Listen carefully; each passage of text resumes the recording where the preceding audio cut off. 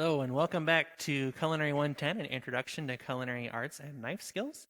Um, Today we're going to be doing our knife skills video number 3, which will be introducing some new knife cuts to expand on the previous 2 videos of what we've done.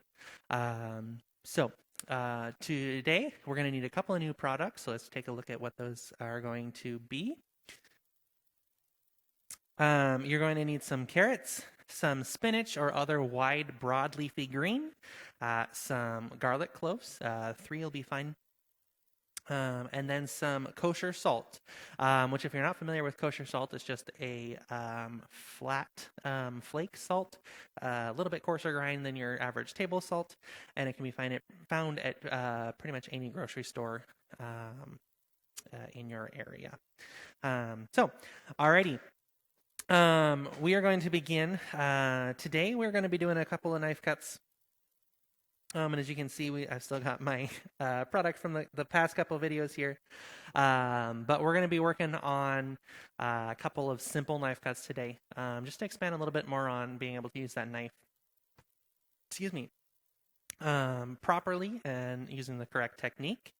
We're going to be doing rondelle cuts and fermiere cuts on our carrot. We're going to be doing chiffonade with the spinach, and then we're also going to be turning the garlic both into mince, and then from there we're going to be turning it into a garlic paste. All right. So we're going to be we'll start with our carrots. And if you remember, I mentioned in the last video that peelers work both ways. I'm going to show you that on a carrot. So instead of working your way around, just going with one direction, you can go both ways and just spin your carrot around. It's a lot quicker. It's more efficient. Does the same job as working in one direction. It's just, like I said, a lot quicker. All right. So these carrots have already been washed. You want to wash your vegetables anytime before you peel them. Onions, not so much. You can just take off that outer layer of skin. But we want to make sure that we are washing any possible contaminants away from any vegetables, especially those that have been grown in the ground directly, such as potatoes or carrots. Right? My spinach has already been washed. My garlic is ready to go. Now that our carrots are peeled, I'm going to go ahead and re-sanitize my work area because we want to keep that nice and clean, free of contamination.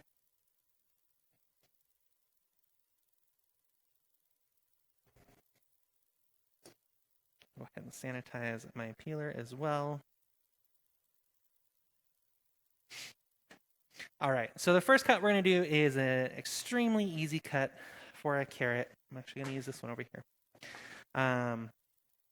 Remember, we're going to be working with that X at all times. And today, instead of tip to product like we've done with the potato and the onion in the past 2 videos, we're actually going to be using the tip to board method with our knife to do these cuts. All right. So first things first, tip to board, you're just going to slice the end of that carrot off, spin it around, slice the root end off, and that flew off in the opposite direction. I'll get that later. Using the eagle claw, you're going to hold that carrot still as much as possible, and we're not going to be moving the product. We're actually going to be moving both of our hands in tandem, keeping that tip to board. We're just going to work our way down the carrot, making sure that our knife is straight up and down. We've got working with that X, so we have nice straight cuts. And as I mentioned in our first video, if you make sure to keep that blade of your knife against your first knuckle there, you're going to have nice even cuts because you'll be able to judge the thickness of those with that index finger as you work your way down the product. All right. Now, this is our rondelle cut. Rondelle is French for round or coin. And our rondelle cuts here, you want to make sure that you have a nice even thickness, right? These are all pretty good. If you were to pull these up, put them side by side here, you've got nice even thicknesses all the way through. The reason we want to make sure that our cuts are all the same thickness, especially if we're cooking them, is so that we have a consistent product cooking time. If we're using these in a salad, you want to have even, consistent cuts because the eye is going to identify inconsistency quicker than it's going to identify perfection. So you want to make sure that all your cuts are consistent across the board for those two reasons. All right. Next cut we're going to be doing is our fermiere cut. Fermiere means farmer, and all that means is we're going to be utilizing as much of the carrot or product as possible. Okay. For this one, trim both ends. We're going to cut it in half. We're going to put one half up here in the corner to work on later. This is one of those instances where you are not going to use the eagle claw, right? You want to go over your knife. You want to make sure that that product stays still so that you can split it in half, right? From here, we can use our eagle claw because we've got a nice flat surface to work with. Okay, we're going to split that carrot into quarters, all right? We're going to split it into half lengthwise and then half again, lengthwise again, all right? Remember, any product that we're going to be working on goes up here. Finished product can go on here until we're ready to transfer it to our cut tray. Working clean, working size, staying organized, right? Now, same thing, tip to board, and we're going to be doing the same method as we did with the rondelle. Working our way through the carrot, nice, consistent, even cuts all the way down to the end, all right? And again,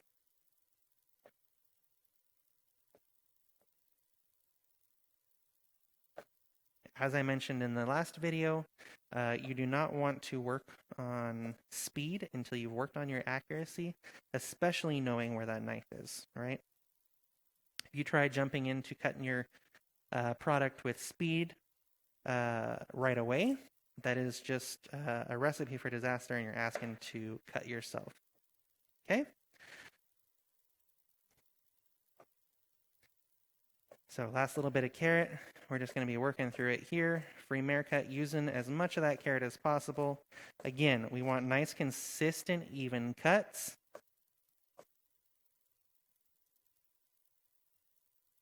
All right. With this last little bit here, I'm going to show you what it can look like once you have mastered both the proper technique, knowing where your knife is, and you're comfortable with your knife. It's an extension of your body. It's not a tool at that point. But once you have gotten to that point,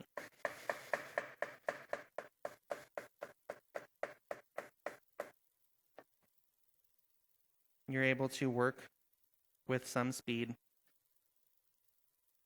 and still maintain your accuracy. All right.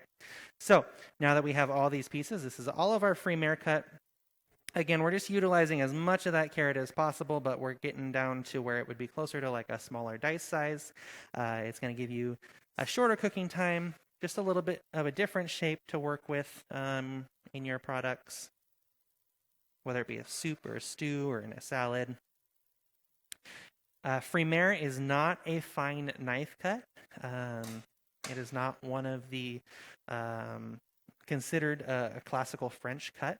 It is simply something that we like to teach and instruct because it is one way that we can, again, just utilize as much of the product as possible without letting anything go to waste. All right. So with my spinach here, we're going to move on. We're going to be working on our chiffonade, which is a garnish cut. Chiffonade can only be done with a broad leafy green. So you can do it with kale. You can do it with basil, with spinach, any green leafy vegetable that has a nice broad, thin leaf. Okay.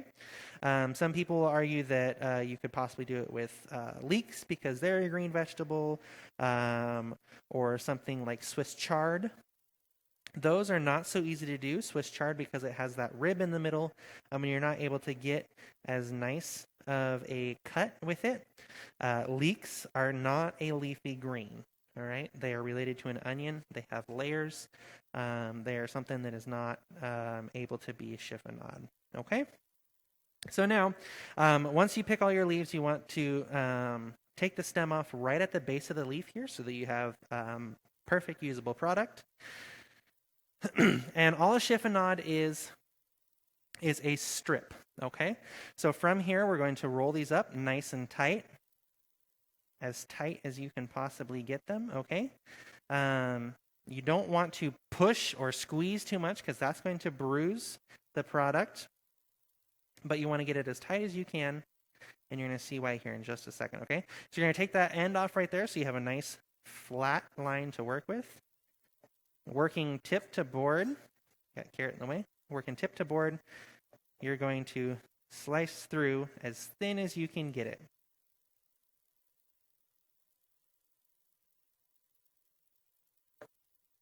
Okay?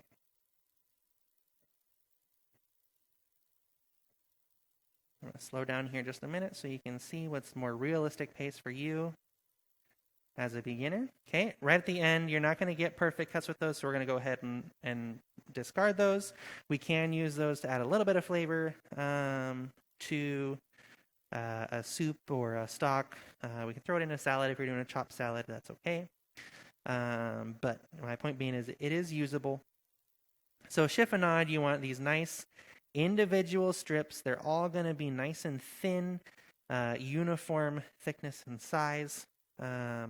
And you will have a strip that is the entire width of that leaf, right? Okay, so you don't want little chunks and pieces. You want nice, individual, beautiful, long strips. You can take a little pile, garnish on the top of a soup or on a pasta, and it just adds a nice pop of color, and it'll show off those fine knife skills. All right. The reason a chiffonade is a garnish cut only is because with any broad leafy green, the green color comes from something called chlorophyll. All right, and when chlorophyll, when you cut any vegetable or leafy vegetable that has that chlorophyll in it, when the air reacts with it, it starts to wilt and it starts to turn brown. Okay, so when we work with any leafy green like this, we want to make sure that we're using it right away, because once I'm done with the garlic, I'll be able to show you here. Those edges are going to bruise and they're going to start to turn black, and they're just not as appetizing anymore.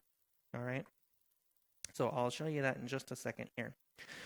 Now we're going to move on to our final cut in this video. It's a shorter video, but we're going to do two things with this. We're going to mince our garlic, and then we're going to turn it into garlic paste. All right. So first things first is we need to peel these. We're not going to use our paring knife like we did with the onion. We're going to switch our view here so you can see just a little bit better. We're going to turn our knife, the cutting blade, away from us, right? It's going to be nice and flat. What we're going to do is we're going to place our garlic on our cutting board, blade flat, and we're going to splay our hands up so our fingers are away from that blade, and we're just going to hit it with the heel of our palm right here. We're just going to smack it a little bit, okay? All of our cloves, we're going to do that. And then from there, all that does is that opens up the skin for us so that we can pull it off the clove of garlic.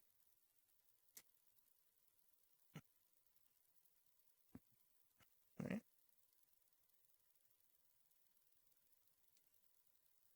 This was a couple of cloves in one.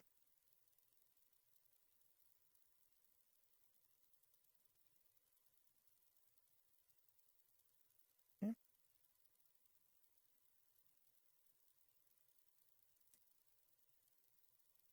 All right. Now, garlic is a little bit different than an onion. We want to take that root end off because it really doesn't cook down. It doesn't break down easily when we're doing our cuts.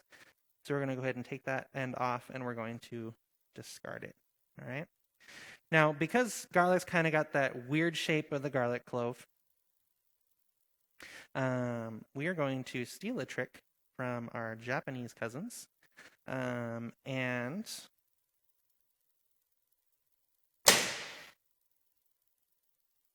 we are going to smash our garlic cloves flat so that we have a nice flat surface to work on, right?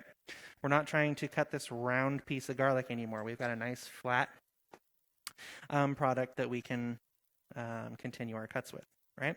So unlike the onion where we're going to make a nice or a couple of plunge cuts, turn that into a mince, we're just going to go right from here. We're going to put your fingers on the back of your knife here, tip to board, and you are going to work your way through, rocking that knife back and forth.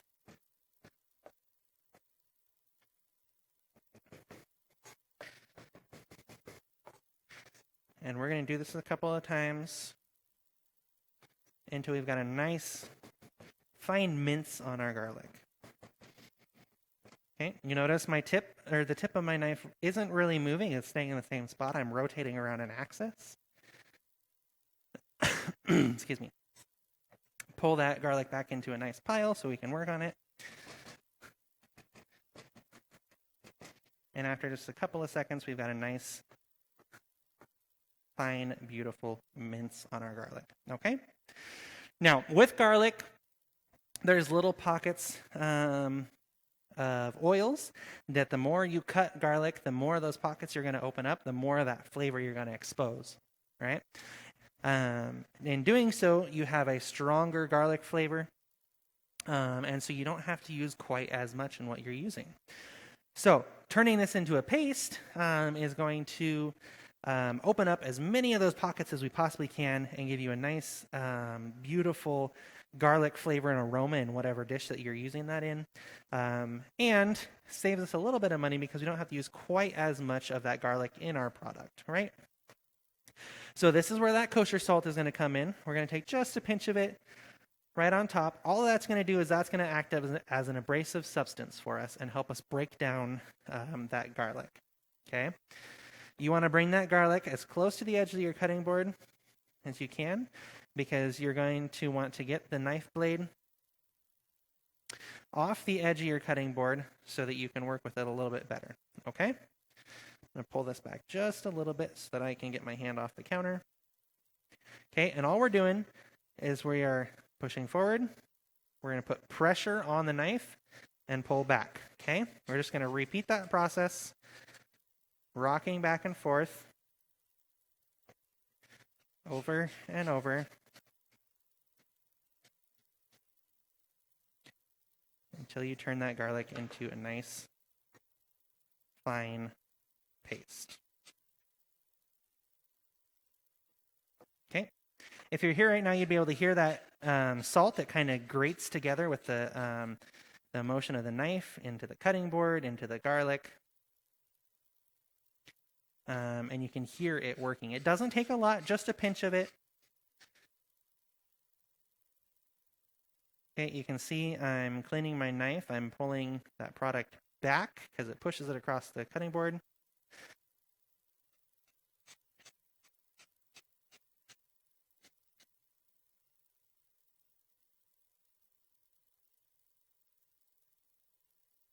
Okay, and you're just going to continue to do this until you have no discernible pieces of that minced garlic left anymore. It's going to be a nice, fine, beautiful, garlicky paste.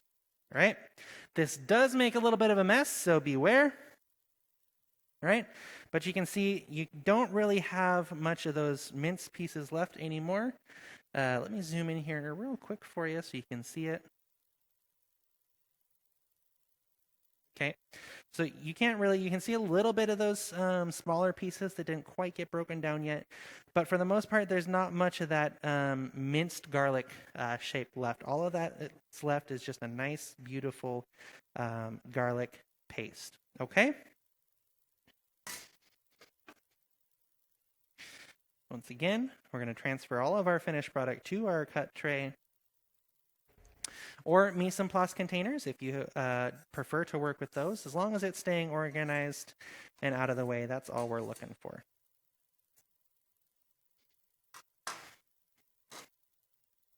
All right, so I'm going to zoom out here again.